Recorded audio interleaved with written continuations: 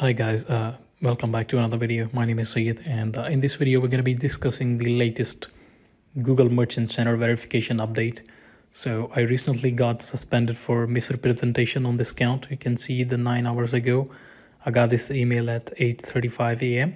So we got suspended. The products were approved initially, and I already have an idea that why this account is suspended. It's due to the identity verification. So what right now you can see is it says that your account has been suspended for misrepresentation, clearly stating that issue right here. You can see the Merchant Center ID, and if I could show you this inside the Merchant Center account, so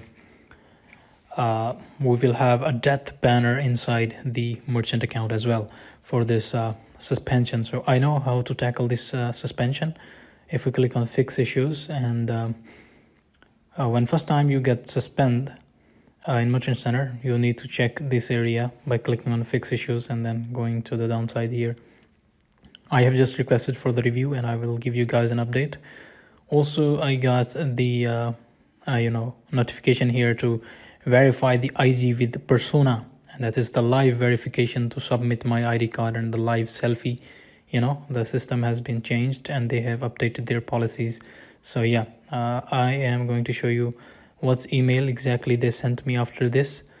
When I proceed with the verification by clicking on verify your identity, I got an email from Google that continue verifying your identity to like the submit the documents or the live verification. So this link will expire in 1 hour. They send you a link and you go to your mobile phone and then verify your identity directly using your mobile phone camera. So when I clicked here, they asked me for the ID card and then the selfie, like move your head right and left.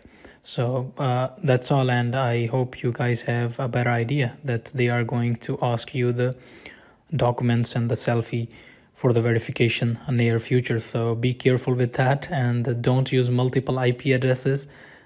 Be careful, and make sure you have the correct shipping and return policies.